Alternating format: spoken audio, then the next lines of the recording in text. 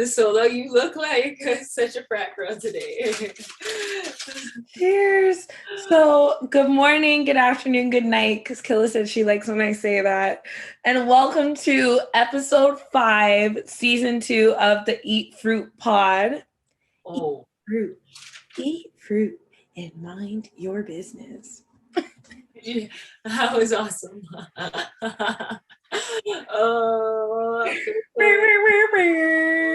So 5, strawberry week, baby. Strawberry. Jeez, guys, thank you so much. God has been great, and thank you for blessing us to bring us to season 2, episode 5, Eat Fruit Pod. Thank you guys so much for your support. We are happy to be here. So before we get into anything, you already know we like to tell you guys, make sure you are sharing, subscribing on all platforms. You are also able to visit and see past episodes on www.DWNTWNWRLD.com, and as well a new feature, you're able to also listen to the playlist directly from the website as well, from Apple and Spotify. So knock yourself out if you're not visiting through Instagram to click the link to visit what is happening there.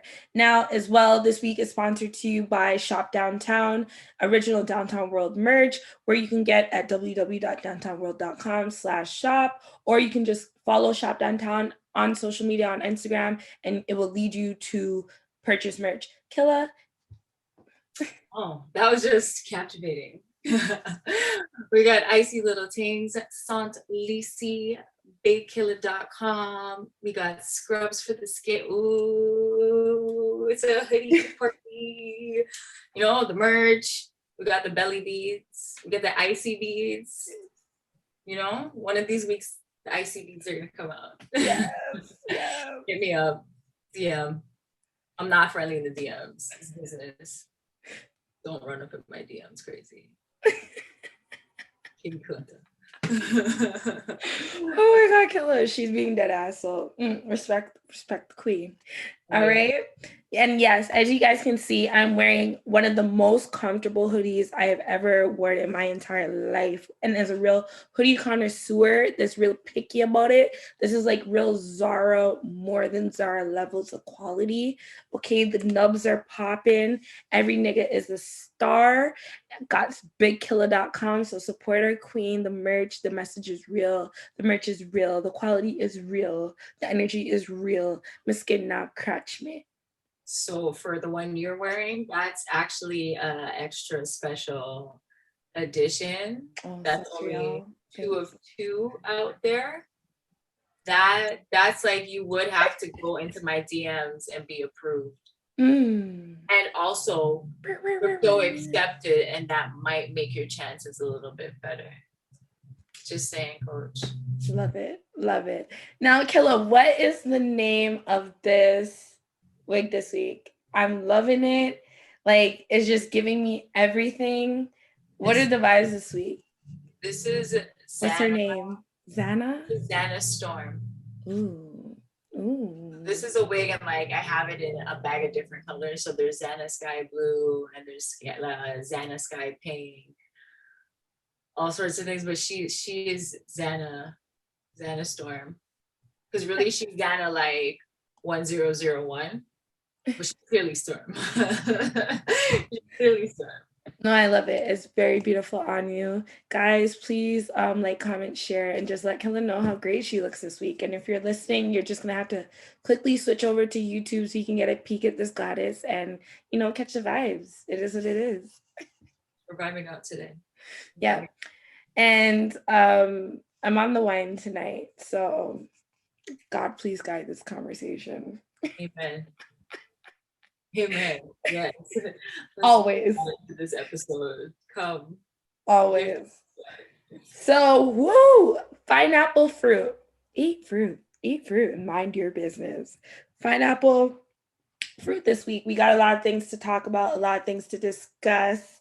And I'm excited to talk about what we're talking about this week, because I feel like this is a part of the growth part of, how we were talking about Eon Liz conversation previous weeks.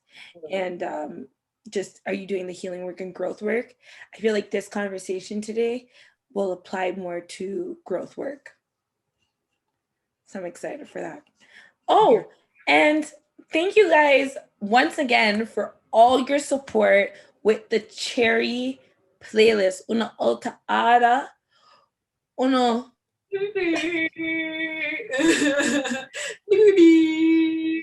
One time. But Cherry was just giving everything. You guys, as we said, we got Secret Garden, we got Nice and Slow, you got what needed to be given. And we thank you guys so much for just letting us know that you enjoyed it and it was a vibe for you, because I enjoyed it. Killa said she enjoyed it. So I'm really excited, really excited. And by now you guys should have listened to or streamed Strawberry. And Strawberry, how would you describe like this week's playlist for you, Killa? If they made a strawberry salsa, it would be like a strawberry salsa. You know what I mean? Macerated strawberries with like basil and something, and like all of a sudden it becomes some kind of salsa. If that was ever in existence. Okay, definitely. I see that. This week for me, it was just like, as I said, the last playlist, Killa hinted and she brought it to my attention. I was like, oh my gosh, you're so right. When we did the last playlist, it just kind of felt like a lot of men telling us like what to do with their bodies. Not that it's not fun sometimes, but you know, women, we run things not run we. And I felt it was important this week to just kind of remind y'all that in this music game, in this hip hop rap game, there are some queens that tear apart these 16s and have left more than a mark in the industry and have influenced not just other women who are in the hip hop industry, but men as well. Just 100%. Straight bars. Now, yeah, there were a lot of artists that I definitely like, per usual, want to put on. Special shout outs to Dej Love, special shout outs to Rhapsody, special shout outs to Asian Brass, special shout outs to Dream Doll, special shout outs Cash Doll, all of the queens, like, trust, like, I be listening, Bia, all y'all. But, you know, as Killa and I have said, these playlists are more centered around the tracks that have really grooved and helped to shape us into the individuals that you see in front of you here today. So on Strawberry, for me, when you're hearing tracks like Oh Yeah by Foxy Brown and Swagger Benz, that's bringing me to some New York summers, visiting my dad, or like listening to Flo back in the day. Like, yeah. Just being the hot girl because you're Canadian. And Jamaican. Dry. That was the word back then. Dry. Everything was dry. Dry. Yeoman. And in the States, it was sun. Everything always was sun. It was always sun. For years and years, it was sun. Like our slang switched up a little bit, and they were just still on the yo sun. Legit. Strawberry, we also gave you like. Strawberry gave a lot of yo sun as well, though. Like, it came with the yo sun. Legit. The Antioch, like he's in the wristwatch, nigga. It came with that too. And that's the thing. People have to be reminded that women in this music industry bring that, supply that to the game as well.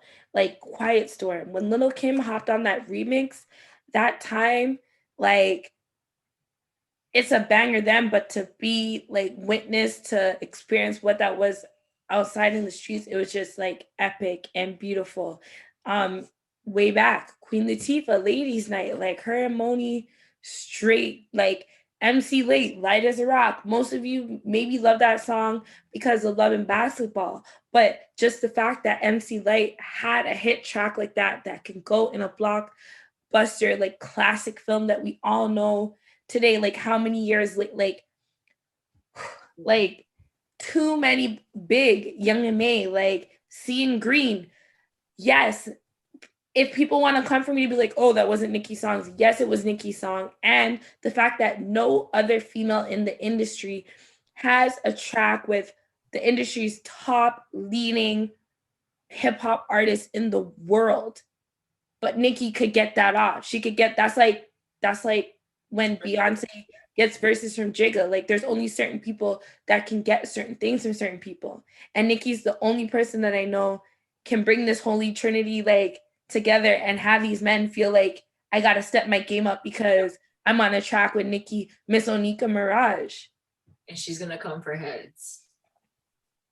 You just a stand. I don't want to be that guy in the track. I don't want to be him. Respectfully, you just stand in. I'ma stand out while you stand in. Like, Nicki just, but yeah. So thank you guys for the support of Strawberry this week. And that is the name of this week's episode. Make sure to stream, continue to like, share, subscribe. Let us know how you feel. And yeah, let's just continue creating this positive frequency that we want in our lives. Can I talk about shit again? So pineapple fruit. Where do we want to start? Well, we already kind of started talking about Nicki. So let's discuss that, because Nicki has been not away, but kind of away for a bit musically, right? And it's ironic to me because a lot of people were making it seem like they were not her sons. But here we are, where it got to a certain point where the industry was just like, we need Nicki, because no other girl is giving what she gives. Pull up in a monster automobile with a bet that like it's just something about this New York, Jamaica Queens bad bitch that just brings this out in all of us. And if you want to deny in front of that, like, straight hate. I'm just shook that I guess I'm not shook that you're saying that girls are pretending that like they're not her sons. Very interesting. Yeah, but it happens. I'm always excited to see Nicki. Like, Nicki's always gonna drop something that's gonna resonate, or where like I'm gonna have to remember who she is, even if there's a bag of fluff. Like, there's something in there. You know what I mean? There's gonna be like a straight banger, and not just a banger because like Weezy and Drake are on it, because like she spat, like she just decided to spit exactly right at the fucking mic. Exactly. And I'm so proud of her. People are saying it wasn't really a rollout, but it kind of, I guess it's the new 2021 version of rollout. You make an Instagram post with your track maybe playing in the background, and then boom, catch it on all streaming platforms. But what I really did appreciate to see is that she went on Instagram Live and with one of our hometown kings, which is Drake. And it was great to just see them chopping it up, talking about new music they may have coming up outside of Seeing Green that dropped. And it's just, when you think of tracks like Make Me Proud and Moment for Life and just tracks that they've collaborated in the past, there's always been an energy that I feel like they couldn't really get it elsewhere but with each other. So I'm excited that, they've at least got to some, I don't know, people eat fruit, mind your business, but at least a professional enough place where we can get this again. Because Seeing Green was no joke. Like, Wayne, first of all, let me take my Balenciaga mask off and ask y'all who asked, like, he came on his like cocky ass Libra shit. That Wayne that we knew though. And I can see Onika, aka Miss Nicki Minaj, being like, Wayne, Weezy, we need that old school, like she said for herself. Even part of why she released Beam Me Up Scotty is just getting back to basics. Hundo. Like 100%. I just like that it was like a nod, but then like she remastered it. It does sound way cleaner. So I do like it does sound way clean. I like it. I like the fact, like the back to the old Nicki, where she's like, where's the old Nicki? I miss the old Nicki. Exactly. She brings back the old Nicki, and then she brings like the old Wayne and the old Drake. Like, You know what? together. That's the one exception I will contest with you. I feel like this wasn't an old Drake. I feel like this was a new Drake. It wasn't even new. Like, this man is getting, you know how they say, like wine, you get more fine. Like, this man's like skill level is just, it just keeps growing. And no, I am not just saying that because I'm from Toronto. I truly that's not your hype life. You don't do love that. I truly love music, and I can respect you on that in terms of where he's at and the fact that he's even still in the game. Like, he could have all just left out of boredom. Yeah. I was really feeling Fractions. Most people said that they weren't really feeling it. But before we move to Fractions, I just want to say with Seeing Green, because like, I don't think people understand how major this is. It's like, we've waited so long for a track with all of them. I think the last one was like Only or something. And we got everyone spitting on this. Everyone was getting their shit out. Jersey opens up the verse with, "This ain't the first time." He had to, do the shit on double crutch. Like, it's just the wordplay and the level he's at right now. I'm just excited to hear Certified Lover Boy. What's to come with that? He's showing a lot of videos and things outside, so it's coming. And kudos to you, Nicki, because like you're just getting into Fractions. What were your thoughts on that? To me, that's where I heard like the old synergy. That's where like I heard Wayne, and I had to say, is that Wayne? That's Wayne, right? Because it was very relevant and current, but it was an older Wayne. Like, there was a different acidity level in his voice, kind of thing. And like, to me, that was where Only left off for me.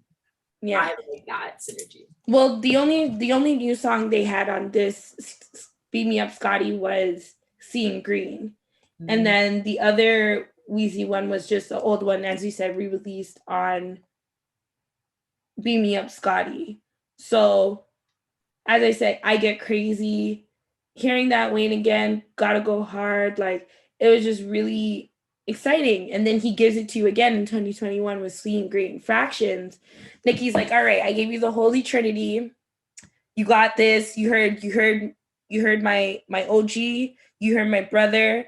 You heard me. All right, Fractions. I'ma just do this right here. Like she said, people got an issue and the queens start queening.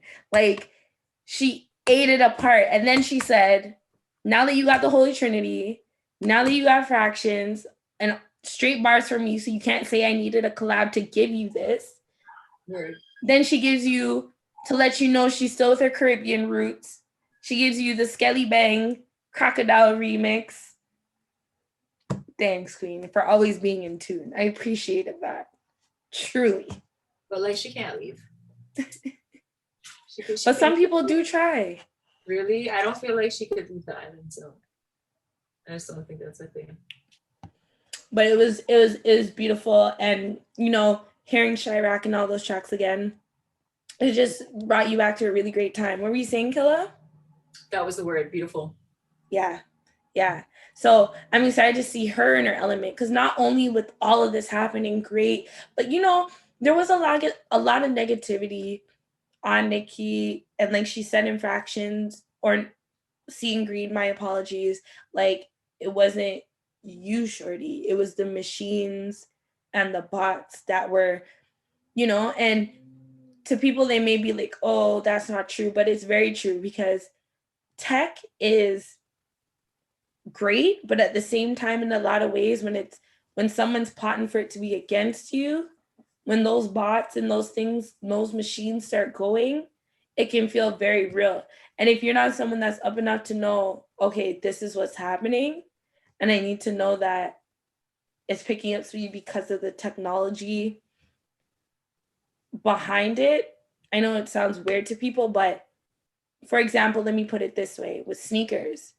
I know a lot of people that can't get the shoes they want right now, because why?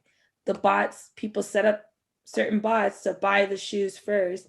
So in a human form, there's no way you can click faster than the bot because it's already set at 9 o'clock, like right when it. So it's in that sense for Nicki. And I'm just really happy to just, it feels like we're seeing her in a better space. She's a mother for real. And like, she's being a wife and she's had some time off. And, you know, it seems like she's just putting it in the music and not necessarily letting it consume and spill over the ways it was before. Right. So I'm just happy to see her again. Like, this is like, for me personally, this is just what I wanted because I knew this is what she could give and what she has given. Her hopping back in her own lane and kind of just like doing only what she can do kind of thing. Exactly. Yeah. Exactly. But yeah, going forward, you know, with new music, then we got J.Cole. He finally gave us a little sneak, but then he gave us the full of his new project. And the off season. Sorry, Killa? I feel like it was like a quick, cute journey. Like it's not even this one it's not a long EP. It's pretty short. You know why I think like you feel like this? I felt the same way too, because he didn't really give like an album, even though it was sold as that. I feel like as well, it gave a lot of a like mixtape vibe. Like I was listening to a DJ drama or DJ Clue tape. Like there were some of the songs, he had air horns going and things like that. Like, first of all, I started this album and I heard Cam talking to me and I was like, did I select the correct album? Then I realized, oh, J.Cole said nah. Yeah. Nah. We gonna do it like this. Everybody knows Killer Cam. Yo. Wow, legendary. Wow. Legendary. Yeah. It felt so good to hear that voice though. So good. It was giving me like old school Cam, like listening to skits that he's had on previous projects. And it was just like, yeah, that's how you're starting it. All right, cool. Let me tune my ears up. Let me hear what's really going on, you know. But I'd be lying if I say one of my top favorite tracks off of the project thus far is I don't even know the proper name of it, but the one, oh yeah, it is actually the name of the song. Pride is the Devil. That's a strong track. Very strong. Yeah. What were did you have a chance to listen to the whole thing through, Killa? Like, did you have a top track in there? I did get to listen through. I don't have a top track yet. There were some ones that stuck out to me. Is it Amari? Stuck out to me. The way that he used old instrumentals and like old songs, I'm like, that's what made it feel like a mixtape. But in terms of like favorites and songs and stuff, not yet. I have to listen to that a few more times, but it's definitely, I would also call that a beautiful body of work. Like, definitely. You see where he came, like you see where he got stronger, but then also it's very classic Cole as well. Well, I know not everyone may agree with me when I say this, but 21 Forest Hill Drive, I still can't choose between the live version and the original, but that's still, to me, the top J.Cole album. I truly appreciated the off season. It came very close second, but 2014 Forest Hill Drive, tracks like January 14th, apparently, even that track that he had where it was like how long and he was just shooting off saying thank you to different people, like that, like I said, I love the off season. There's not really a track on there that I'd be like, it was whack. But I don't know, for some reason, that feeling that 2014 Forest Hill Drive gives me, the nostalgia it brings, I feel like I can maybe rap and remember more songs than like the off season, but I definitely have this album on repeat. So only time will tell, because that's another thing with this industry, right? I find like now with everything happening so fast, people are releasing things like all the time.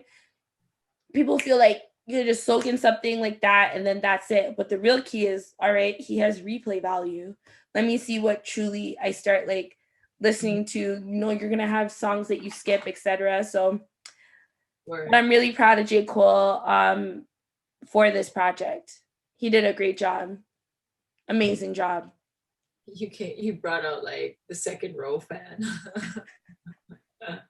Listen. Hallelujah. Listen. Hallelujah. Kay and her things.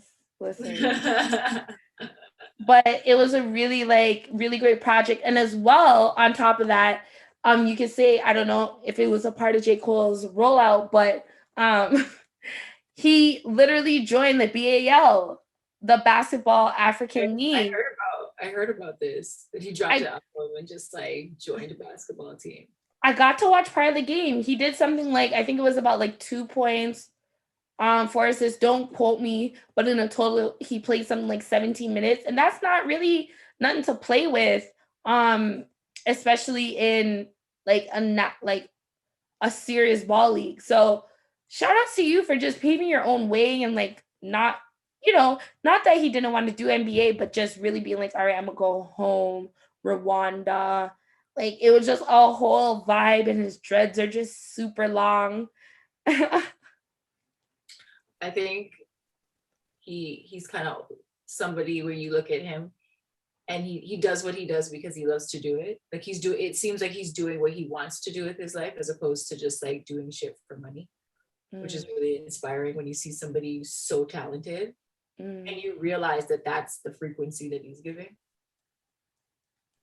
I agree. I remember this video way back when, I forgot what it was for, but like it was something backstage, and Rihanna, this is when he first started like growing out his hair into dreads, and then Rihanna was like feeling up his hair and she's like, you have to get the aloe vera, like however she said it, and then just to see where his hair is now, like it's just such like a process, and I'm just like, I wonder, it's just interesting to see the journey, and I'm grateful that he's sharing the journey. And I got a chance to also watch the documentary that he dropped along with the album on YouTube, and it was great. He even went back to like one of his old spots and like moved in there to, I guess, kind of remind him where he used to live, what it was like, to get him in that mindset for this project. So interesting, right? Okay. Taking the steps and doing the do. Legit. So is there anything like else with the J. Cole project that like, or just J. Cole in general? Honestly, I like love-ish J. Cole. He like might be in my top 10. Maybe sometimes he'll be in my top 5.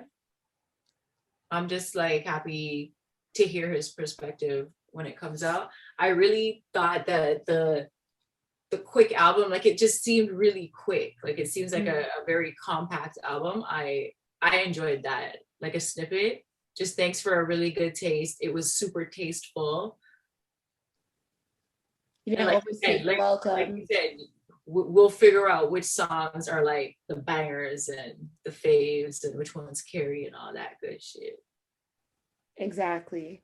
So I'm excited to see, but so far everything is going super up according to Billboard. So as it should, like J. Cole is definitely one of the top, like when they say Drake, naturally people will be like Kendrick, J. Cole, who this time of this decade, of course I'm going to say Drake, but who is the top artist of this decade. So it's exciting to see, and congratulations again, Nicki Minaj, J. Cole, on releasing these projects and successful at that.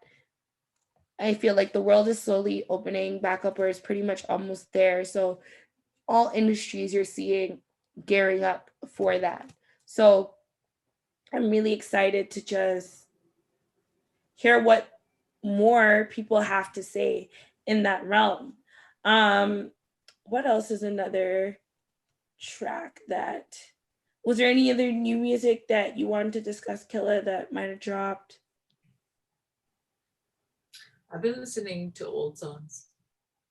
I've been on a reconnect, especially with Spotify. Just been going on like old school tangents. I actually like where the playlists lead you after. Yeah. Spotify suggestions. You're like, I was thinking about that. I'm not gonna lie. I was gonna put that on there, but then I did this instead. So you still get to listen to it. But it's been an old school situation. It almost always is. You don't do it on purpose. I just put what hits. Period. I do. Like I tend to want to absorb music a little bit later on a delay. You know what I mean? Like music hits your subconscious a certain type of way. So I want to filter it. Sometimes I just stick to like the old shit. Stick to my Rick Ross telling me about Santorini, Greece, and buying real estate land and shit, right? Facts. I hear that. Now, the next thing we also kind of want to discuss is the decolonization of our human minds. Yeah, this life is crazy right now. You just realize that everything you've been taught is actual garbage, and you're in a time when you're like you can only almost create a clean slate for yourself if you put in the work. And I'm just seeing everybody getting hemmed up with like almost what I want to call like hypnopadia. I think it's in the book Brave New World. Like it's just always lies to your eyes about who this person is, who that person is, how this person's supposed to react to it, how that's supposed to make this person feel. And it's more so time to take responsibility for your own minds and kind of like go in and say, hey, what do we believe in? Hey, what are we doing here? You know? It's definitely such a broad topic, such a huge topic. So we can definitely share, but it's definitely not a final discussion. Like we're open to continuing. So I did research the word decolonization and just what that means according to the Googles. And I did find on opentextbc.ca, it shares, and I quote, decolonization is the process of deconstructing colonial ideologies of the superiority and privilege of Western thought and approaches. On the one hand, decolonization involves dismantling structures that perpetuate the status quo and addressing unbalanced power dynamics. So what I hear is, give us back our land.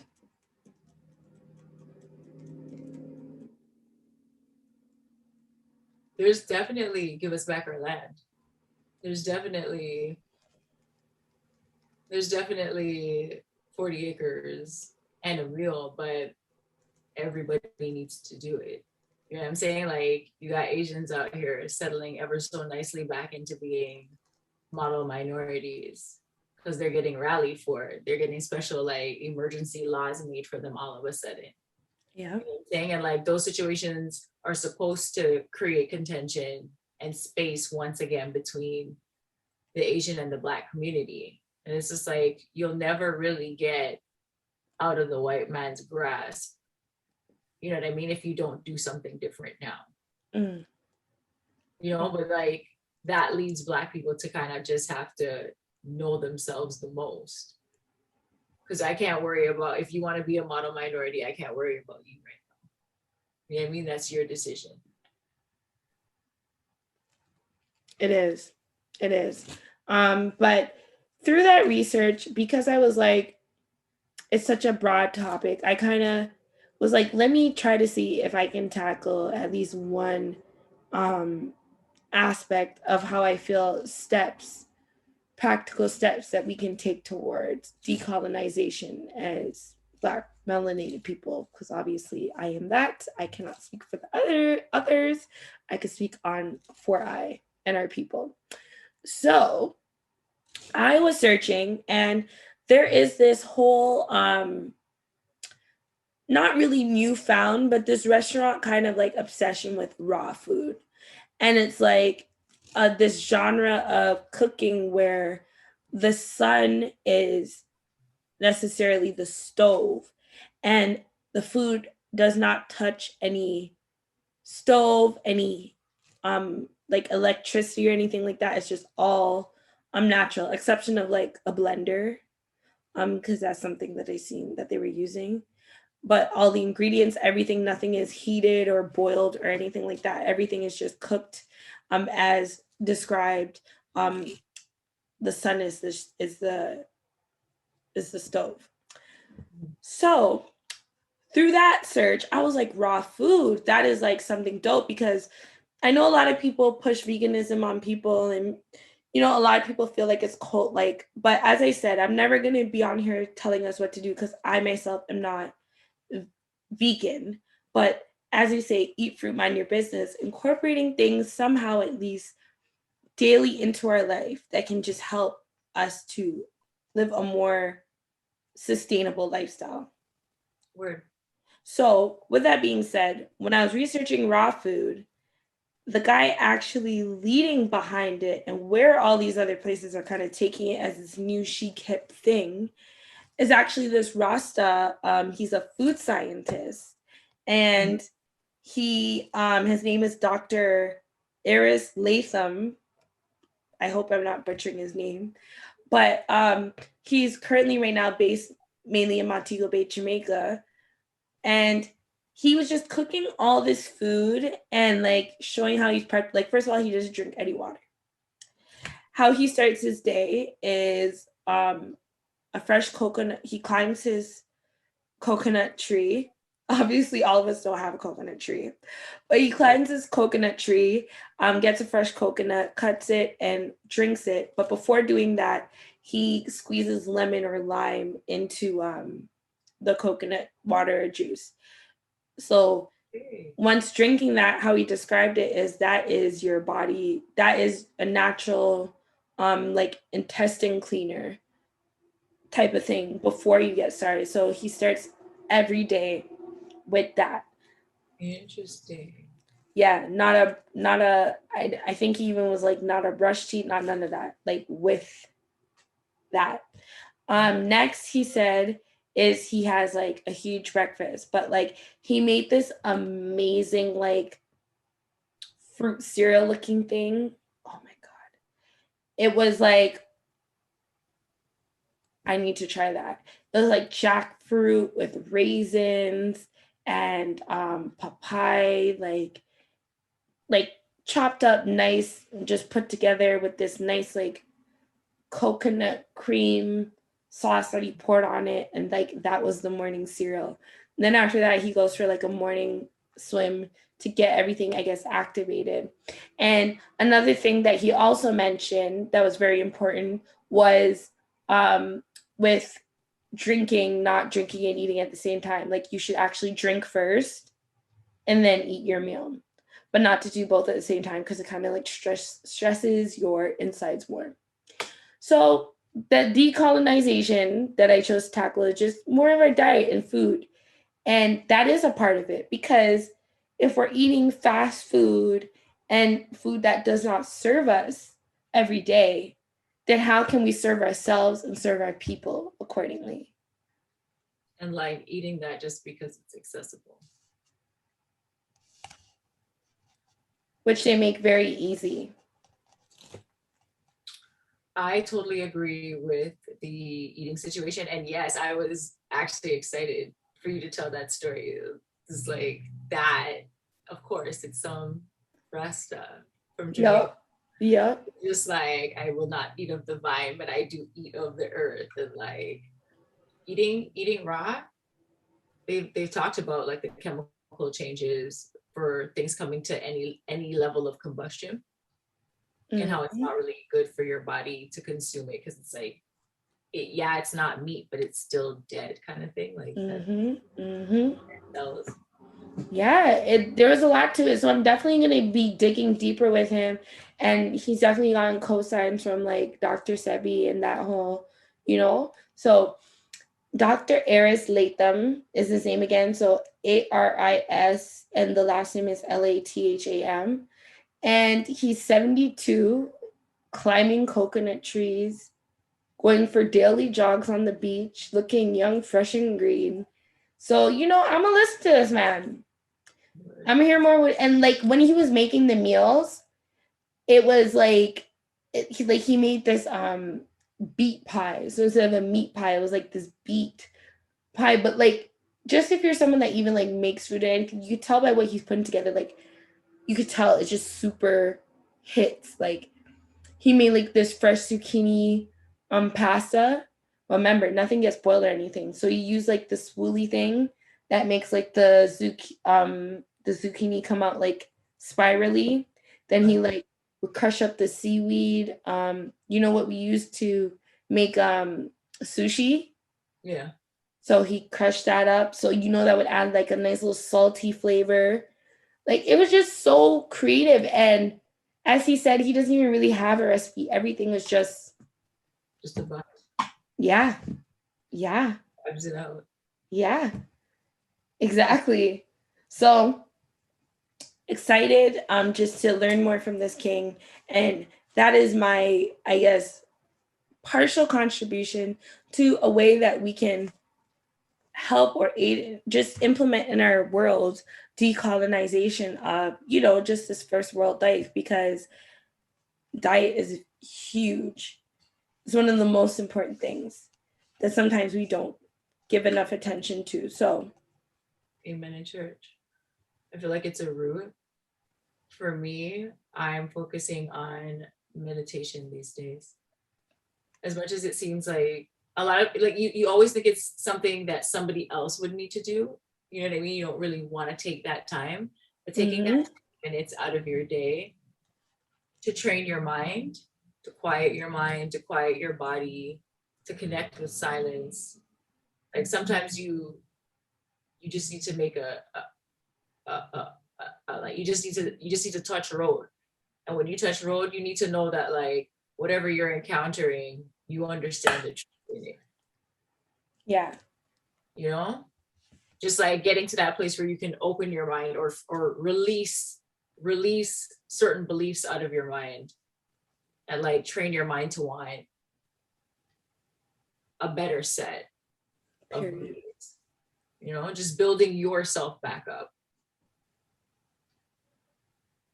Agreed. So that for me would be my contribution. Right now, I'm rereading The Master Key System. And The Master Key System is a book with like 24 chapters. You're supposed to read it like a workbook. So you read one chapter a week, but within that week, you have a task. You have an activity that you're supposed to do, and you have to do it for like 3 to 7 days out of the week, because you need to master it so that you can get to the next week. And a lot of people will be like, yeah, I read that book. And my question every single time, they say, yeah, I've read The Master Key System. I was like, did you read it properly though? And it's so rare to meet somebody who's like, yeah, it took the 24 weeks or however long it took me, because I had to deal with it like a workbook. Yeah. Study the things so that I could learn how to meditate, how to control my own meditations, how to remove thoughts out of my mind, and like what it does to do it here and what it does outside after doing it inside your mind. Like what that actual, like the metaphysical properties that actually has for your everyday life. It's heavy stuff. Ninja shit. Legit. No, that's real. Yeah, so that with that being said, you know, decolonization, in a weird sense, there's some other decolonization happening. Not really weird, but let me get to it. As we've been kind of discussing this Joe Budden podcast network, and the things that have been happening kind of swirling in the media. So there's been a lot of development and things that have gone down since Killa and I last spoke about it. Where do we start? Rory, well, Joe fired Rory from the Joe Budden Network. And I didn't see anything wrong with that. Killa? I'm always going to throw the disclaimer out there that I don't really follow this podcast. As you would say, the digital streets are buzzing. Like they were clapping. And I take it in as beef. But I am piecing certain vibes together for myself. I seen people shitting on Rory because I think they were just like, oh, you're white and you move like a white person. All right, well, I'm shitting on you for being a white person. Point blanco. Yeah, but you know, my opinion isn't like based on just solely like him being white and maybe some of the conversations that he just really can't take place in, that it was starting to get too real. And I was kind of like sensing that vibe on the show. But I think people are getting lost in the interneting right now, and they're losing the main focus of what this was even about. And that's why when I say I still stand with Joe, a lot of people are confused, but shout outs to you, King. You know who you are. But even someone kind of DM me and was like, Joe's a clown and this and that, and I would never do this to my friend. Da, da, da, da. And I was like, have you ever been in like the position like that he's in before? Have you ever been into like anything like that? And the person's response to me was no. And I said, okay. And they were kind of like, why aren't you saying anything? And I was like, I just don't want to argue because, and I feel like that is the point that Joe Budden is at. It's not a fact of like him trying to prove right or wrong. It's the fact of like, you've never been in this position before. You can't even fathom what I'm encountering, what I'm learning, what I have learned, what I realized I didn't know, and just all of that. And I hope I say this with love, Killa, right? But even us doing Eat Fruit,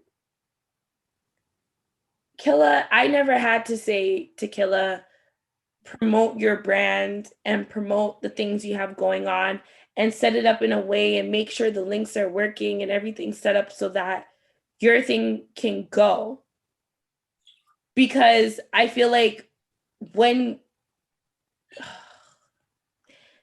I don't want to say when you're naturally a boss, you're just that, but a lot of the times people get just, I feel like caught up into what's happening. And all of a sudden they put this responsibility on you because we're friends. There's friends and there's business. And like, I don't run your business. You got to handle your business. Eat fruit and mind your business. So if I'm doing that, then I feel like, am I making sense so far? Like, because I don't want to say it the wrong way as if like I have some beef with Rory and Mal, because shout outs to them.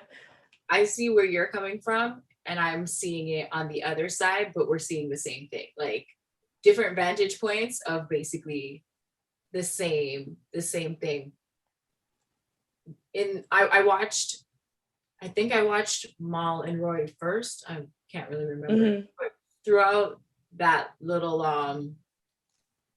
podcast ish, because it was set up really nice. It was set up like a really so nice. What Killa's talking about before she goes further, Rory and Mal, because we just said Rory got fired. So since then, Rory and Mal have come out with a response via Vimeo, however you say it, and charged $2. Obviously, I watched the bootleg. But they basically titled it, I'll name this response later. So as you were saying, Killa. Honestly, and shout out to everybody in this, like quickly monetizing on their position. Like, and that's what I'm saying. That's what, like, to me, that makes this extra cool. But that's what I'm saying. Like, not to cut you, but like that's literally what it is. Like, I've watched you guys for how many years? You weren't doing none of this. But now that shit got lit to a certain level, you want to start asking about certain things. But episode 77 or 18, when you each individually kind of said, when you came in, you weren't everything. Rory himself was saying it. Oh, that's my friend. I won't worry. Well, that's on you. That's not for Joe on top of him building. You know what? Let me eat fruit. mind my business. Let me speak where it applies.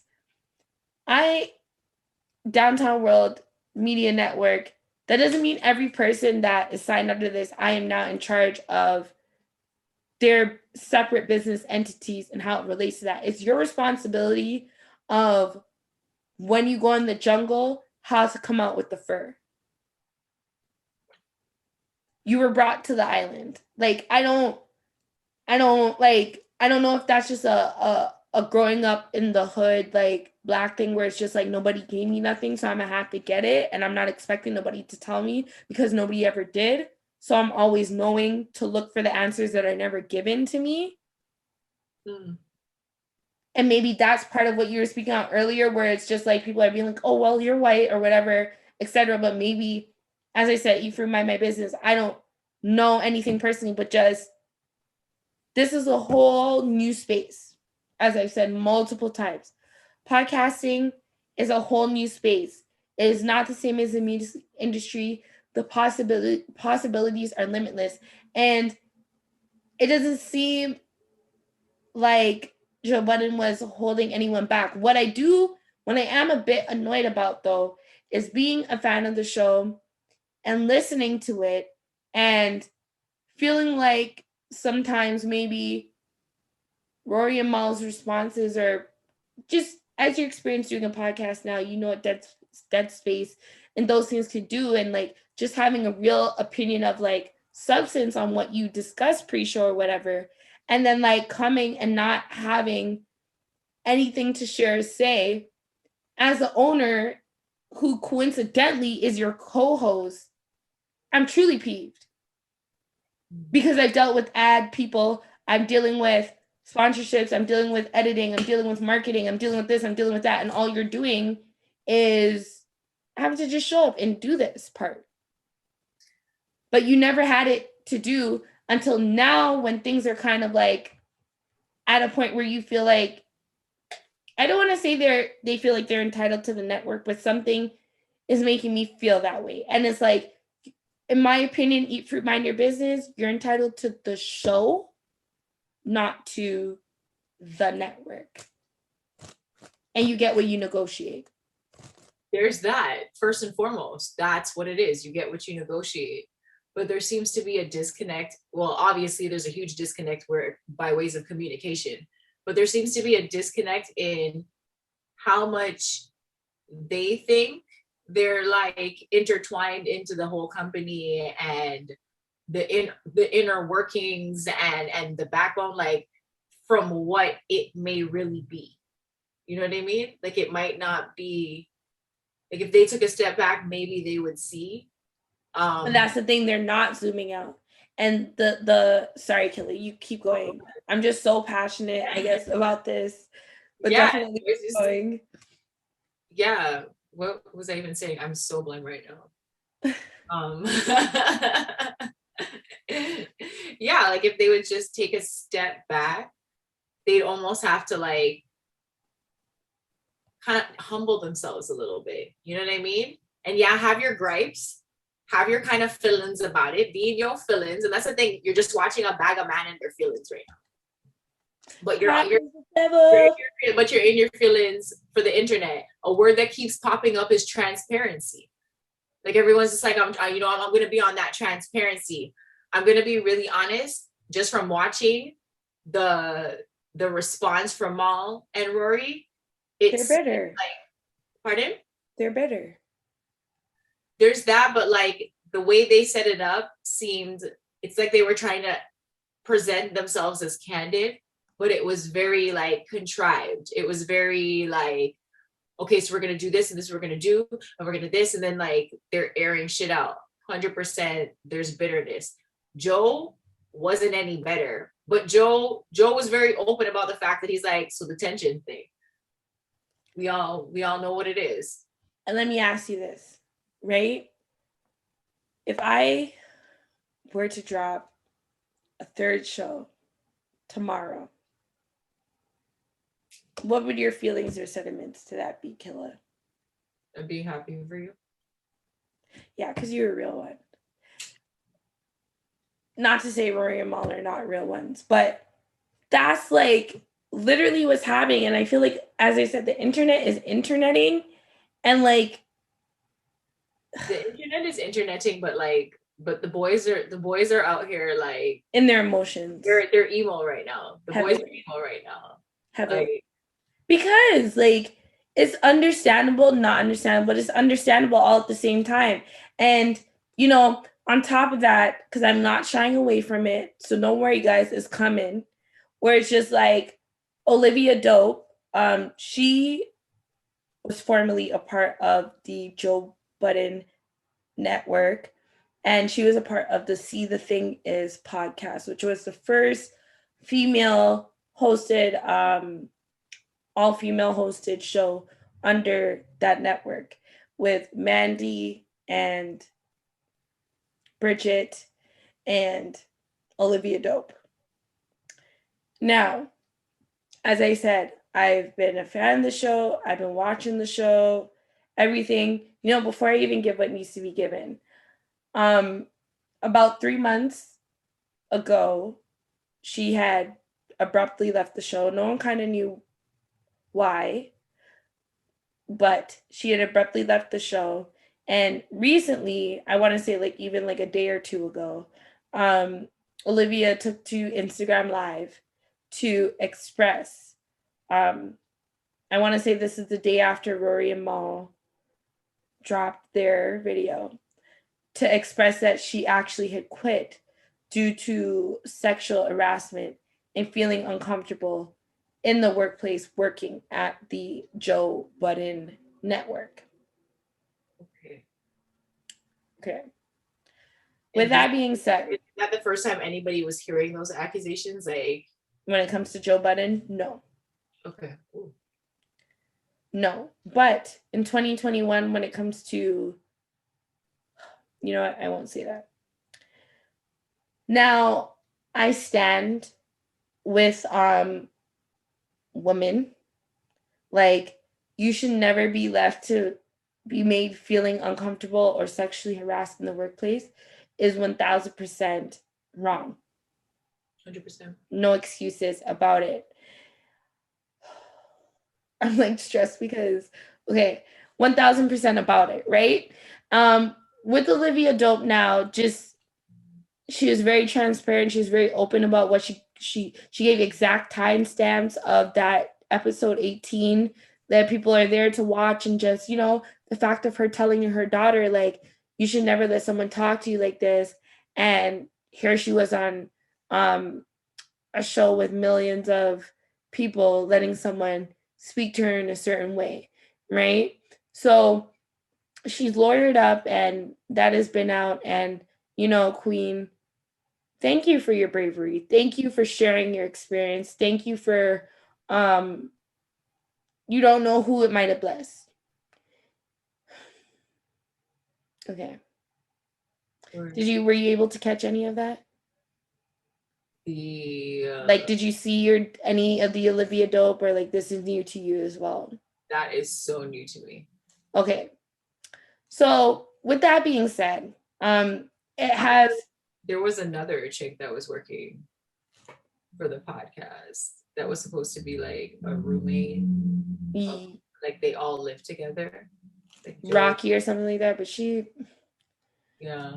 another story. But that clout chasers. But that brings me to say, there's certain people, when bad news pops up, it's kind of like, I know this is something I shouldn't really be saying, but it's just honest. It's kind of like now, even, you know, I'm really disappointed in how Pusha T handled the situation, because now the only time I find that he's trending or relevant is when Drake makes a drop and people want to reference the one person that they feel like kind of put a dent in, you know, shit for him a little bit.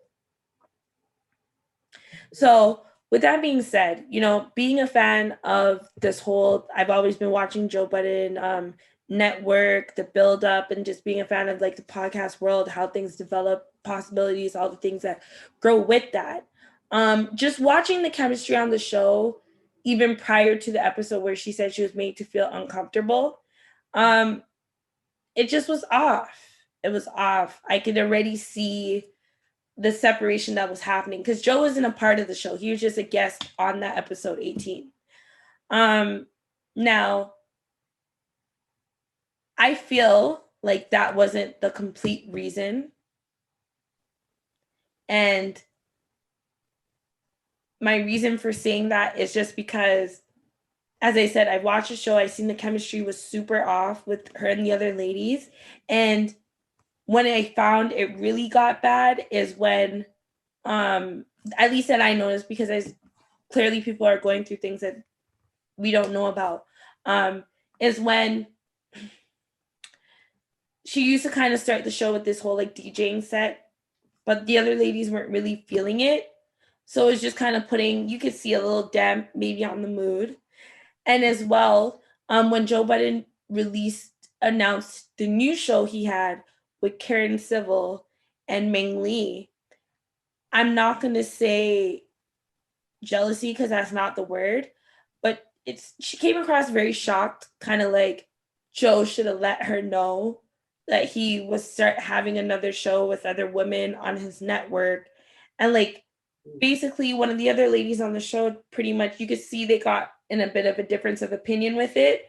But what she pretty much tried to explain to her is like, boo, it's not regular for your boss to speak with you one-on-one at a job. Now, being someone that has worked a lot, had plenty of jobs in the regular world, I know this. But I have to remind myself, looking at people that maybe grew up being DJs or not, in that they would think that because the internet is interneting. But even when I worked at a law firm, I could never just walk into one of the managing partners' office and just be like, hey, so I seen this, and no. There's very few that I've been in a job where, depending on the industry, but where the head honcho, the boss, is just accessible to the dishwasher or something like that. Not to say that's what she is, but.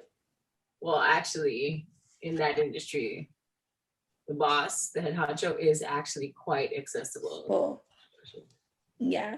In terms of just like, I guess I was more speaking on like corporate and that whole office setting, you know. Yeah. 9 to 5ers, like, so Queen, as I said, and since then Joe has issued an apology because he as well is learning. He has never been in this position before. To know that as a boss, the way you used to kitty and joke with your fellow employees, necessarily spoke breaks aren't the same. Everyone's going to talk shit about you behind your back because unfortunately, that is what comes along with being the person in charge. Sure. So on all sides, as I said, witnessing this whole thing, I hope people are just learning. Stop judging and learn from what you're witnessing and you're seeing. Well, also clean up your vibes because yes, a lot of people involved in all of these situations, the common denominator is that they're always in these kind of situations. And that is the thing. But not defense. I don't want to use the word defense. But with Joe, I feel like that is what should help him to be so much more successful this time around. Because he is one person that is very us first to be like, you did this, you did that. Oh, we saw that. Oh, we seen you do this. You did that. You fucked this up. A lot of other people, their stuff is very hidden. It wasn't publicized. Nobody knows. So no one's able to point a finger to be like, you did this, you did that, etc., etc. So it was funny to the internet when they were like, when Mal kind of tried to slickly be like, oh, how do you make a $400,000 mistake? But when you have built a network and unexpectedly it becomes a multi-million-dollar company, that is very possible. When you maybe put funding in a wrong place and you're realizing, oh, according to, I'll speak for my Canadians, according to my T4 or whatever, this actually has to be this or that. So things like that is very easy to happen. And I don't, something just tells me he's not out there pickpocketing men's for their last dollar. That's not what was happening. What was happening is he built a network and realized how much responsibility, as well as he's learning, comes along with that financially, human resources, dealing with people. That same fun feeling maybe you had at the beginning where everyone would chum with you. Now you don't know sometimes if it's real or it's fake because you're the boss. Mm-hmm. So while everyone is quick to throw stones, I feel like he did what he was supposed to do. I hope he means it internally inside, but as well another, I don't want to say play, but what I've noticed he's done every episode on the network. That's why I low-key feel like he knew this was kind of coming. Not necessarily with Rory and Mal, but with Olivia Dope and that whole sexual harassment, is because every show on his network had an episode with a therapist recently and speaking on some real things. And it wasn't no kitty joke. So as someone, if I owned a company, that's something you got to learn. We've seen it with big ass companies like Starbucks. Here in 2020, big old 2021, they had to shut it down to what? Get employees trained for what? So I don't understand how the man that used to be rapping with, I could see how he could be annoyed if other people that are not a part of his network are telling him about his business. Yes, I'm highly offended. Because being a part of my team, you should know it stays here.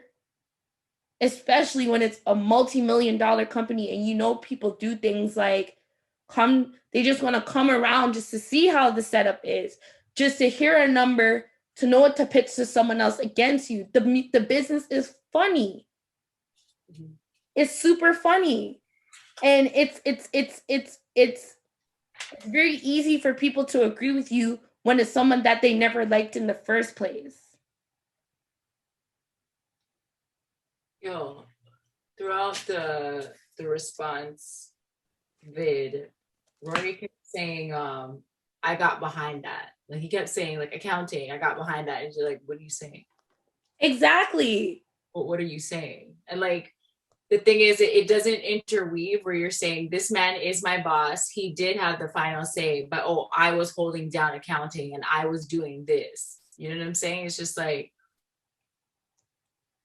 you might like it. And that's where I think where they think they've contributed, like versus what actually is their contribution, let alone their place. Even when they try to downplay the fact that they do have a salary. Yes, your salary is progressive and it's a but that's that ego. Still a payment. You know what I'm saying? Like there were a lot of little mini where it was just like, dude, I don't think you know what's going on. Yeah, and at the end of the day, like for me, I have to look at it and say, no matter what, your body of work is like way strong right now. You know what I mean? Like you're never really out there in the cold with a thin sweater, but like, yeah, you're walking away from this. That's just what it is at this point. You know what I'm saying? And like I said, everything you just said, and I was just kind of listening to him like, bruh, like if that were me, nah, I'm not just letting accounting have it from early, because I've learned, as you've speaking about even previously in a play on Vogue, of just that black and white, that it ain't real until I see it hit my account. Like just those things. And, you know, you're getting caught up in the fact of the social media, like the endorphins, bro. It's a real thing. People get caught up with the bots and the endorphins and these clout chasing things.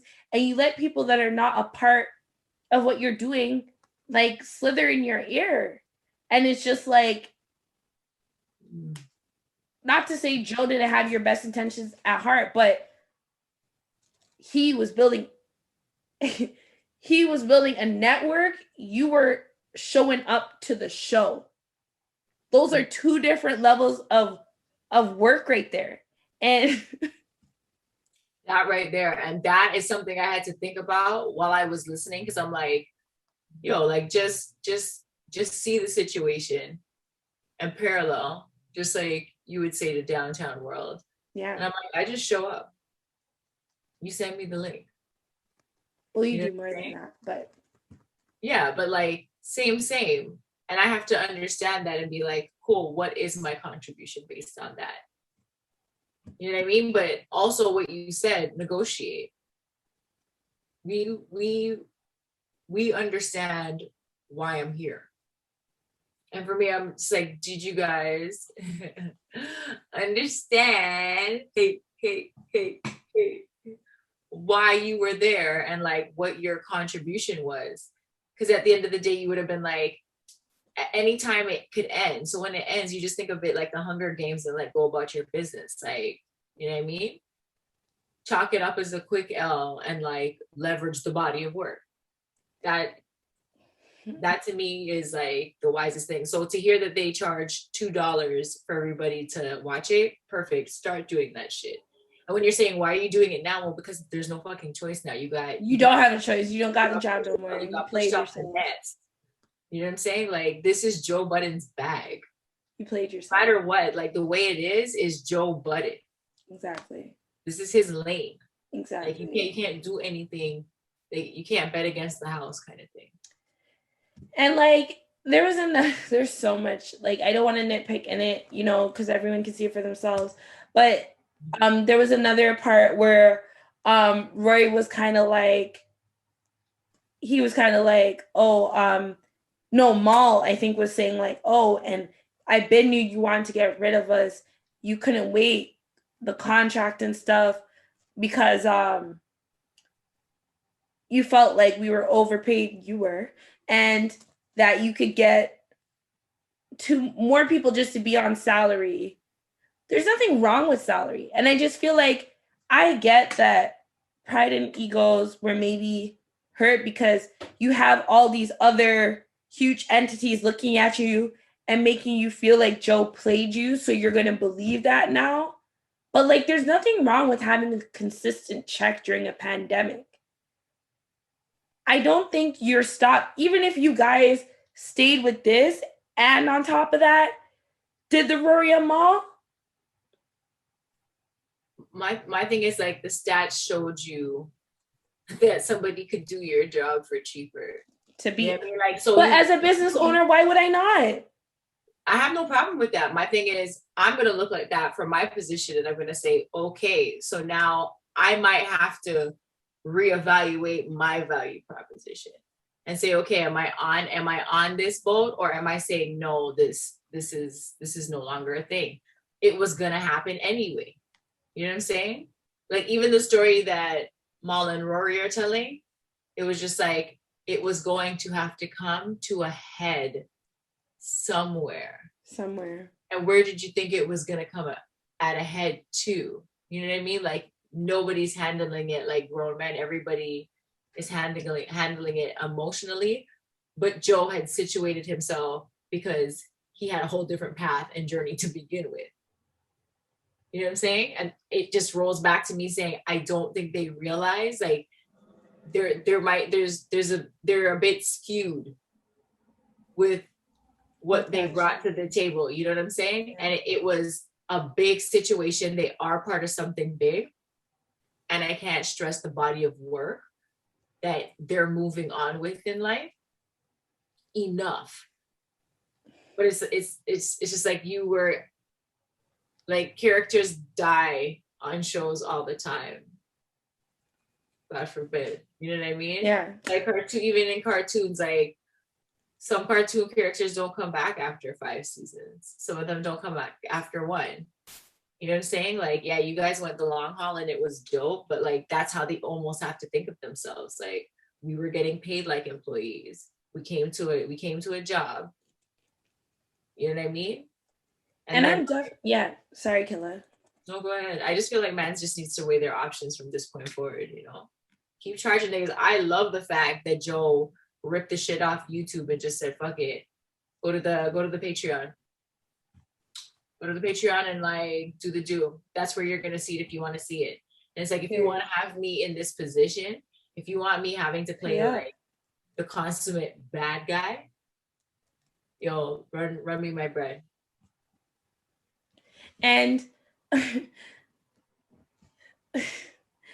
as well, I'm not even speaking of just like a fan. I've lived this life. Like, I've worked somewhere where I felt like I gave like how many years, I pretty much run this. If I weren't to do this, this wouldn't happen. And the reason these people come here is clearly because of what I put into this. I've had even like my boss at that job just kind of be like, you feel like you could do my job? Do you feel like you can run this? And it was like, well, yeah. But you know what I mean? And I'm feeling like it was that type of thing. But at the end of the day, my name wasn't on that real estate property. And I owned that place. The contract that I did sign with them when I went to their HR department was a salary-based thing. And even if they're talking about commission, Mr. T. Ford raised a really great point, because we definitely, you know how he feels about it, where it was just like, bro, jobs that pay salary give commission too. Like, why is it such a big deal to admit that you're getting a check off of this and you don't have a network for yourself? That's what I feel like this is like really it. And I seen that too. I was just like, so you guys are telling me, oh, the man said, oh, don't pay me this month. Take my pay. I was like, dude, don't come and tell me what kind of businessman you are. And then you're telling me you have a contract and you have things popping and such. And you're going to tell a man to his face, like he's fucking accounting first and foremost, or HR. And you're going to say, hey, don't fucking pay me this one. Fuck it. You know what? Just don't fucking pay me. Bitch, shut the fuck up. What the fuck are you talking about? So, you know, as I said, I'm happy to see they're doing their thing. I'm excited to see how Joe has so far been. I shouldn't say excited. I'm happy to see so far how he's handling the situation, because every workplace has dealt with sexual misconduct. It is not normal. It is not okay. But in terms of like what we're speaking on just now with like just business, running a business and all the things that come along with it, and just being a boss and the lonely role that it is, this is one of those lonely things. As you can see who's around him.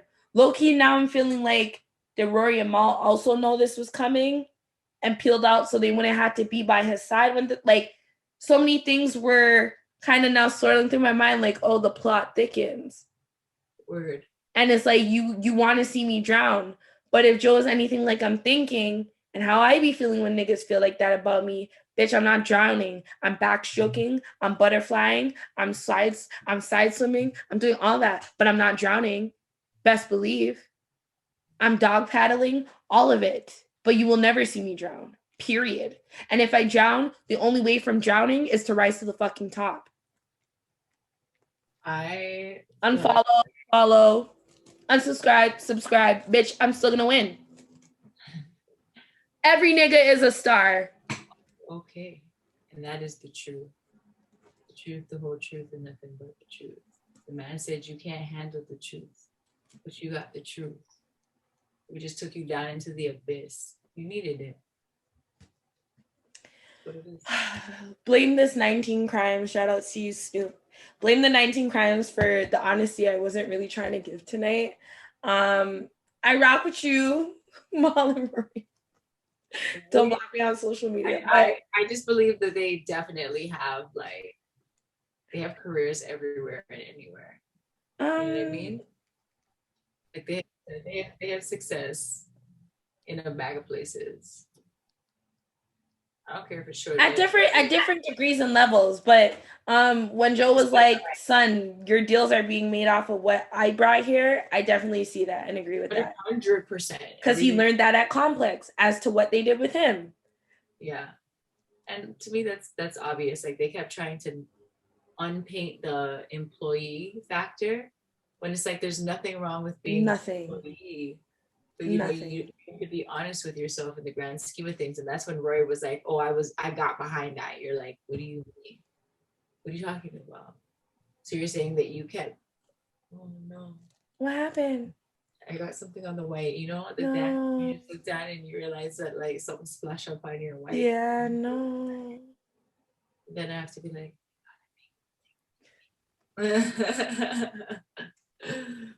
but even the audio link of like, because there were bits and pieces, I never got to hear the whole thing. But when Joe must have been like, I bring the deal, like I eat different. You bring the deal, you eat different. I'm still eat, but you eat different. And I was like, how do niggas not get that? We're going back to that. There's some kind of skewed like view of what it is versus what they're sitting on to say that it is. Like their perspective is just like a jarred. So, you know, praise for everyone. I'm happy that, you know, sometimes it takes situations like these to show you that, yo, this is what you need to do. So finally now, you know, they've gotten into some and they're going to maybe see the back end and all the things that maybe Joe has gone through to, you know, while they're doing their show. And kudos to them. It will be popping for a bit. I don't know how long, because it was birthed out of a lot of negative energy. So I'm not sure how long it will last for that reason. But in the meantime, like this is the last thing I'll say, but like, as I said, even when Joe was on that episode 437, when they finally came back together and really not hash things out, but spoke about things right there front and center, where it was just kind of like, when Joe turned to Mal and was like, Mal, I didn't expect this from you. You were my friend for 20 years. Rory just got here. I brought him here, not even you. Does anybody know why Mal decided to like make that move when he wasn't in the same position? He says it's all about loyalty and respect for him.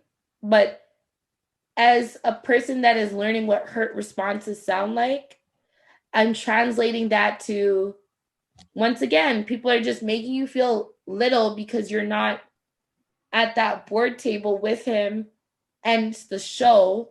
And a part of me, just based off of what I would hear them always saying, like he would show up late to the show.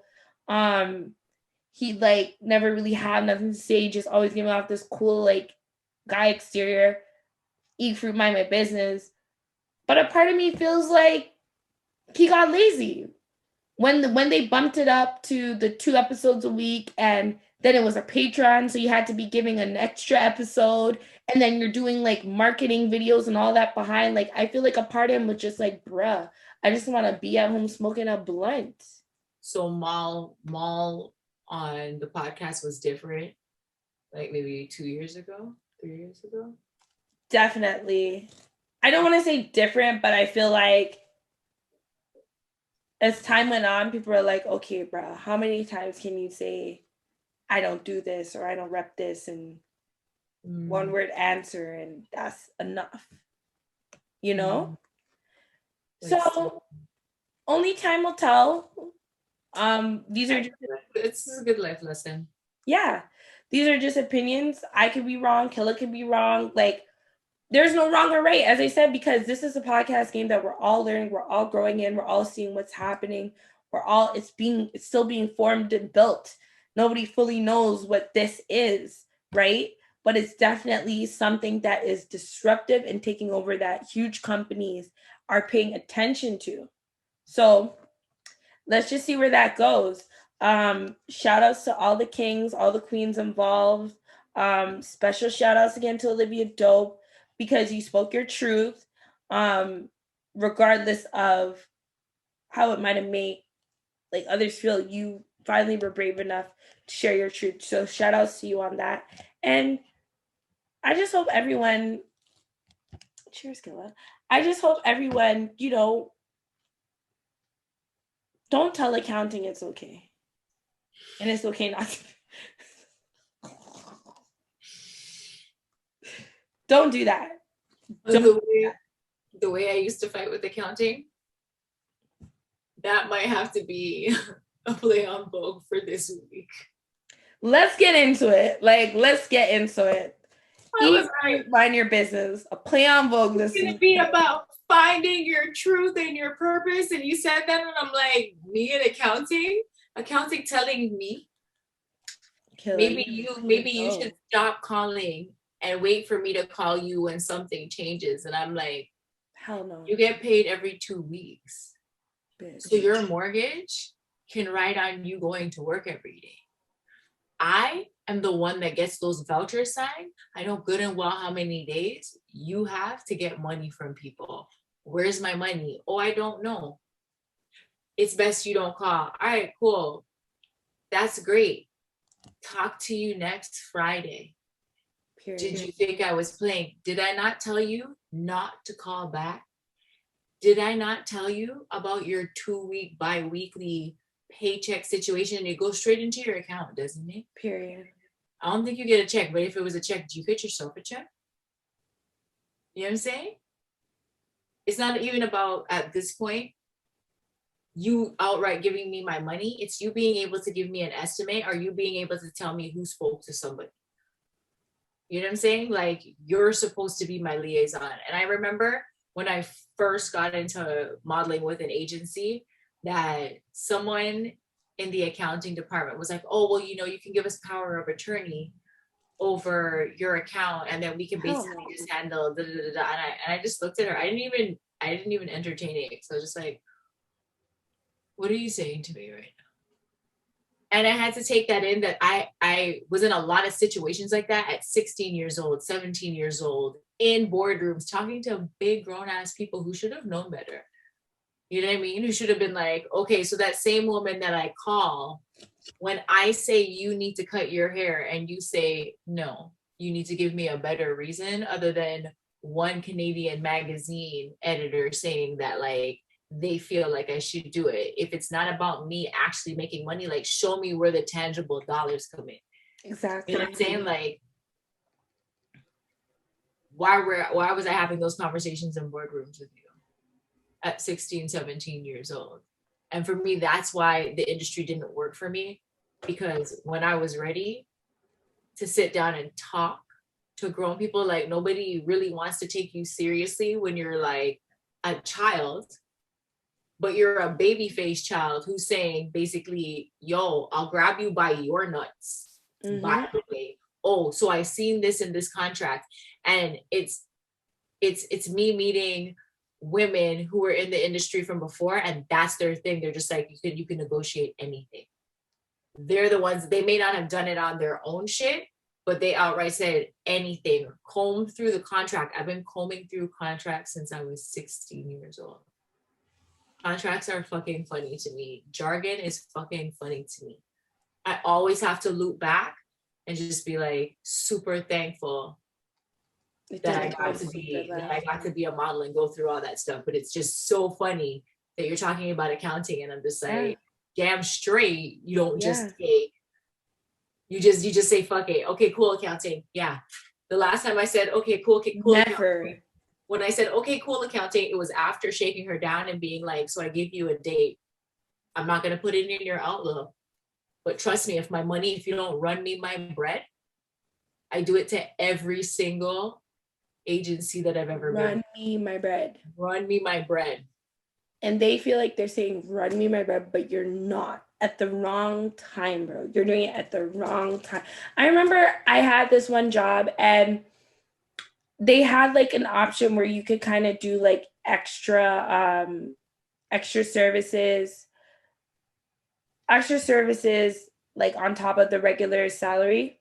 So I would do like that part of like the extra services for the company, and like how they would pay is like, say you'd have to pay yourself like through this button, but the button should have a value to be like, all right, you get paid like I think at that time it was like I was getting paid like $10 per 30 minutes.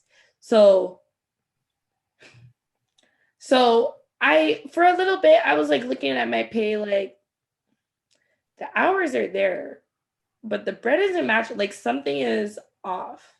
Mm-hmm. And I remember kept going to accounting, but as usual, as a Black person, bare attitude, you don't know nothing, especially because this is a super white. Who do you think you are to talk to me? Super white establishment. And I kept going because I was like, I hear what you're telling me, but this isn't right. I may not know what you know, but what I do know, this isn't right. I didn't wait until I left the job. I did not, like, because when it comes to the black and white and the bread, maybe it's the experience that I had this far, just like you said, from 16, this is shit you just, where I'm just like, nah, this is, when you see it, you address it. You don't leave it because it is highly time sensitive. So not to circle back to Joe and them, but it's like, year 1, year 2, bro. Do not wait until year 7 when it's a whole network. I bet all this to be like, well, you know, you did say percentages. If you know, move your blood.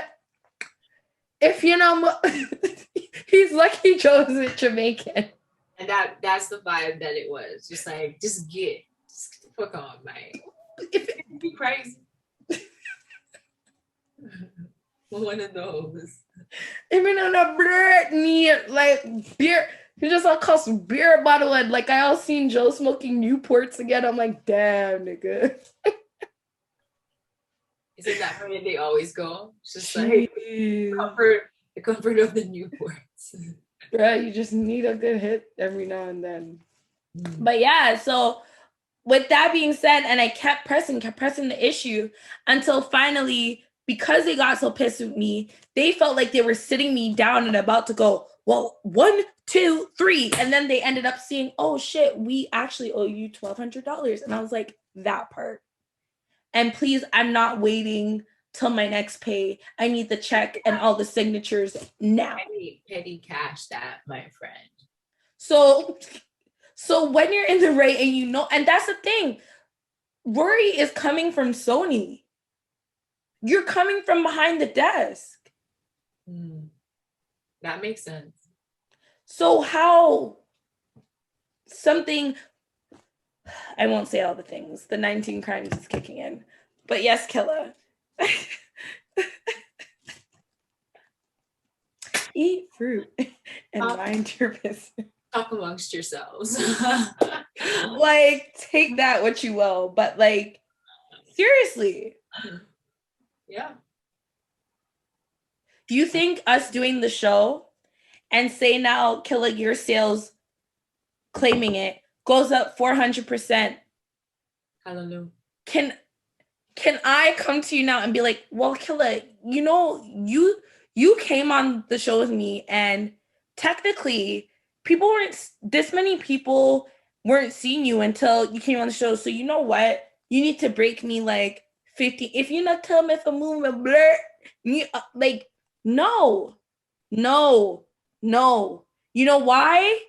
She should tell me that, and that should forever be the answer, because prior to us starting season 2, that was not discussed. And personally, just being the person, that's not my shit. So why would I do that? But it's a good conversation to have. Amazing conversation. And I hope, you know, we're gonna put out the clips. We're gonna put out the clips and see how the streets feel. But that, like, that leads to ideas of like discount codes. You know what I'm saying? It's like a relationship management. But yes, Killa, I'm sorry. That was my little vent in your play on Vogue. Yeah, like, and the tie-in was great. Like, and that's what it is. It just needed to be inserted, and now that's the play on Vogue. Eat fruit and mind your business. Wow, what a heavy episode. So Barefoot playlist for this week, as we said, Strawberry playlist out now. My track that I guess I'll say is my highlight from this playlist that, you know, sorry, I should have had it in front. Same. But my track would be, oh, there's so many, but I definitely want to go with Big with Young M.A. I love her for so many reasons, as the public should. Like, it should be quite obvious to you because she that bitch. But Big is just one of those tracks where, like, it's embodying everything right now. Big drip, big visions, new, brand new furniture, brand new, like, all of that. You know what I mean? And Young M.A, her growth, and she was one of those people where I felt like her story was of that too. She's like, yo, when Ooh got as successful and went as platinum as it did, like, she was like, she was not ready.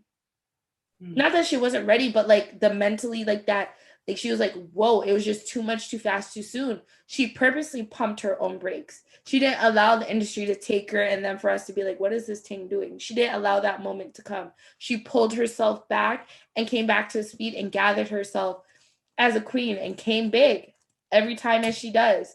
So shout out to you, Young M.A. And as well, she represents for our spitters, for our communities, and I just feel like she breaks all barriers at every chance she gets, and I just love what she embodies. I love the amazing, immaculate music she gives, and just keep being you.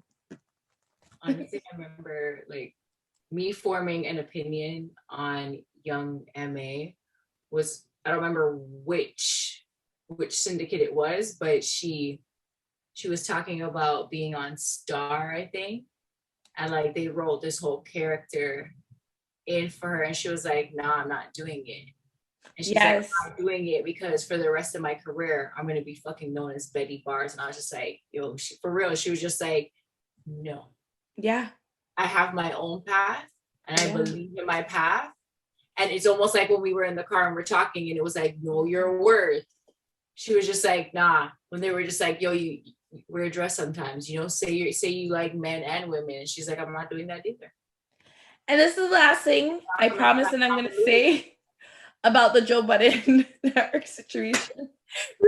But this is like, because every time you say something and then it just reminds me, that is the other part of it though. Right there, where it's just like, what was the last thing you just said, Killa? Man, I'm blam. I know. But, you know, that last part of what Killa just said, which was like, help me, Killa, because it was so crucial and important. Eek. You just said it.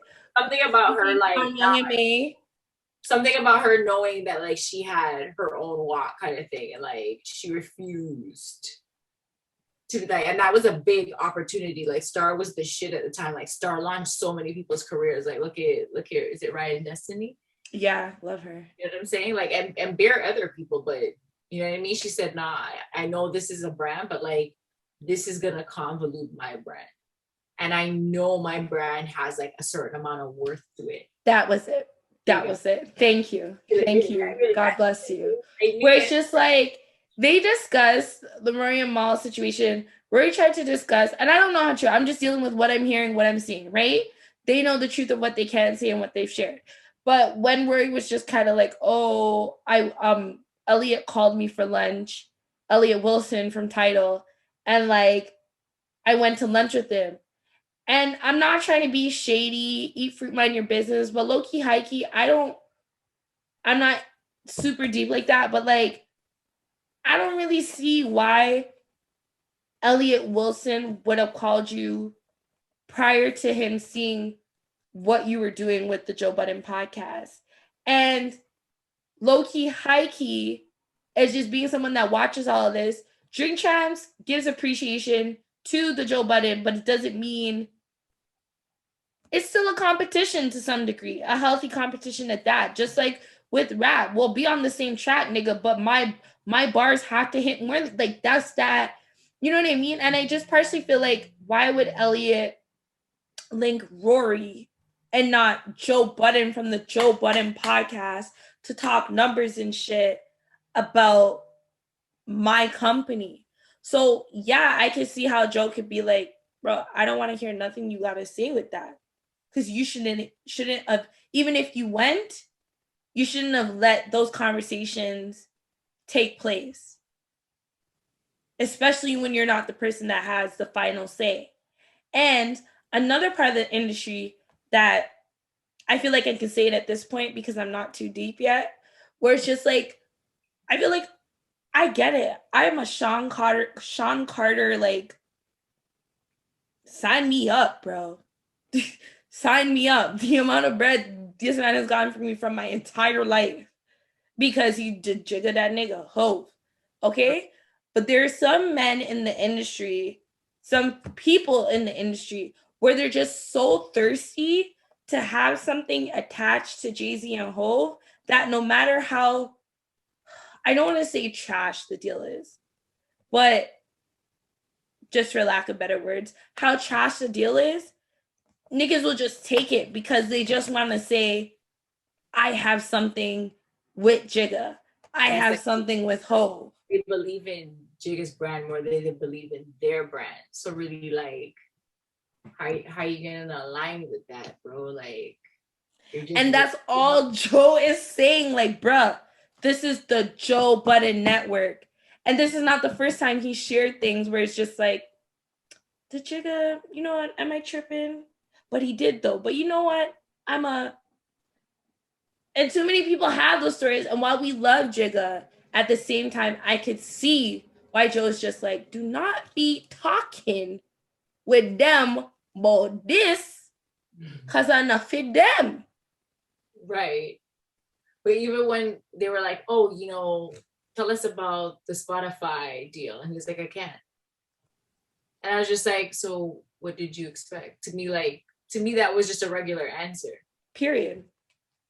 And I don't understand why. What did they expect other than that? Like that right there, rolling back to that, you thought this would maybe it's that. It's like you weren't part of the deal, bro. Like you're not part of the Spotify deal. I know you heard about it. We were buzzing about it, but like it's not just my friend, but you're not gonna be in the room. You know what I'm saying? And like, and that's the bar right there. When niggas realize they're not a part of the room that they thought they were, and then they act on that. Instead of figuring out ways to get yourself in the room properly. And it takes a lonely road. You think Joe wants to be the guy that comes across as standing against Jigga? Yeah. Against Sean Carter? No. But when you have something, it's for the same reason why I'm rocking BigKilla.com right now and not, you know, maybe my Champion or Louis, like something else. Because why? I have enough belief in this that I wear it the same as I would another Gucci, this and all of that. And that's what that is. And I promise I'm gonna leave it because I could go on. So you know, a lot of people were asking me, and I was like, the show's coming out. We can listen there because I ain't got time to be having all these individual conversations. All right. So I eat fruit, I break fruit with Killa, and this is where you can get the opinions. Period. You're the whole situation out. This week is giving me like Faded vibes today. Thanks. Maybe Faded Sister. Your vibe is it has its own vibe. It has like a folk Mary Lou, like 70s singers too. Like it's. Thank you. This is like she might be a line dancer. You know what I'm saying? She might be part native. You just don't know. No. You never know. This is college K minus like no glasses, but this is college K. And it gives that vibe, yeah. Black hipster. But yeah, like as creatives, yes, we create, but also just learning really your IP, your value, everything. Like the amount of stories Killer could tell you about her process of building what you guys see here. It's not easy having your platform being available to be purchased through cryptocurrency and things like that. Like, yo, it's not. So don't ever, even with past people that may have been involved with this, I definitely feel like, you know, I want to go back and explain things and this and that and the next, but they never asked. I felt like they didn't care and they didn't ask. So when things get to a certain point, don't ask me nothing right now because you weren't asking then. Also, I feel like what's mine is mine, what's yours is yours, but what's mine is mine. You know what I mean? And that's not on a disrespect to At all. I kind of feel like that's exactly what Joe was saying. Just like I gave you the opportunity to always handle your shit. Like I shot for Original Yachty. Shout out to Original Yachty. If it's not Big Killer merch, if it's not shop downtown merch, it's definitely Original Yachty, you know? Young black Jamaican dude, just like sexy as fuck doing his thing. And like you say Zara quality, he has like those high quality sweats and he's been in the streetwear game and he puts me onto game all the time. But he hollered at me and he's like, yo, I would love for you to shoot with me, whatever. I said, yeah, obviously, like fam, anytime. And his second thing after saying, yo, I need you to shoot for me was, yo, bring some merch because I'm just living this life today. Bring some merch because such and such is going to be the photographer. And it just so happens to be a really dope photographer, a photographer who does great product shots. And he's like, yeah, I just want to shoot my stuff and then you can shoot your stuff. You imagine I'm sitting here starting streetwear in merch and my homie's deep in the game and also basically does it on a luxury level. You know what I'm saying? Mm-hmm. And he's just like, nah, my nigga, like, if you're going to give me your face, like, here's what I can do. You know, like, use the space too. And I was just like, a lot of girls don't get the opportunity to work with men that have that level of respect and honor for your craft. And like, even when you're a content creator, you know what I'm saying? But I won't even just solely put that on men because I can see how they can be looking at these things and being like, shorty, you're not ready. If you want to be dealt with like food, then give me the plate. I see. Because in my experiences, I made it very clear on certain things and boundaries. Yeah, like men are not, I feel like, approaching me certain ways because it's Kay is serious about her thing. So when you're coming, please be serious because this is not a joke thing to me. This is not, you're going to see me doing this right now and then 2 weeks later, I gave up. No. Yeah. We're in year 5, in case y'all didn't know. Hypocrisy.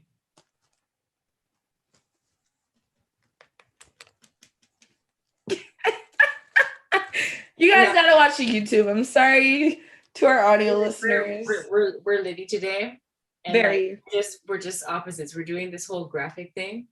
I'm excited to see what this looks like in black and white. I'm excited. And, you know, strawberry this week. The girls took over, reminded you we got the things to say and we know the things and the things and the things. Killa, did you share your Bear Fruit track for this week? Bear Fruit this week is going to be Quiet Storm. It was in between Quiet Storm and Love You Better. Yeah, I've been bopping. I've literally just been like, I'm on a cruise, maybe. I don't know. Maybe I'm on Island Lime. You know what I'm saying? Maybe we're about to hit up around Robin. We might be. You know what I'm saying? Maybe. Am I frost? I'm not frost yet. I'm pacing myself. We're getting to frost, okay? We're getting there. We're definitely getting there. Frost, soon come. Soon come. So, yeah, it was in between I Can Love You Better with Mary J. Blige. Because I like their synergy in that song. Right? Yeah, right? yeah. Right hand out for you. Oh, like she came hard, right? Super. But then I thought about the impact of the fact that it's not even her clucking song.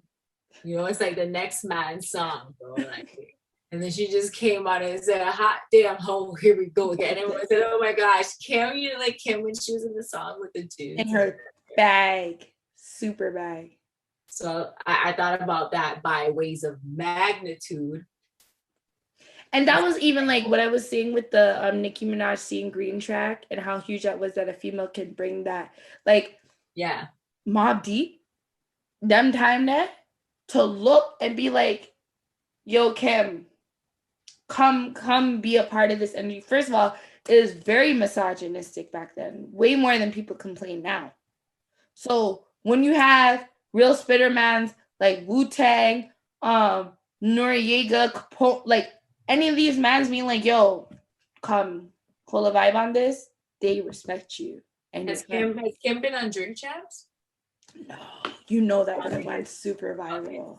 I'm upset, Noriega. You know that would have been super viral. No, when it comes to flowers, don't even hold back on that. Faith Evans did one super heavy, but not Kim. At least. So y'all need to get Kim on that. I don't care. For all we know, he's probably been asking. I don't care if she's asking. Like, find it. Get a sponsor. Get a sponsor for her. Give her the things so we can get. Yeah, bro. Give her flowers. Like, to me, there's a few female MCs that came in and kind of like, hip hop is young, you know, like hip hop's not really that old. Facts. I think I need to tweet that right now. We need some answers. Why isn't Lil Kim done a Drink Champs yet? Legit. Noriega, we love you. We love you, Uncle Noriega. We do. What you're doing for the culture is awesome. And it was, if you didn't know, you should know by now. You should know. We love you, Queen. We love you, Queen. So, yes, the tracks were. I am your son. I am your son. Legit. Nicki, like when I'm feeling sad and I need to know myself, Nicki is what comes on. So Queen always wins. So guys, links are in the bio. Visit www.DWNTWNWRLD.com. The links are there. You are able to stream Strawberry Playlist, leave a like, hit the subscribe button, share. You know, I'm excited that now people could be like, no, cherry was my favorite. No, watermelon was, no, mango is my shit. Like, you know, a whole fruit basket. I always double back to mango. And what we got coming next? And watermelon.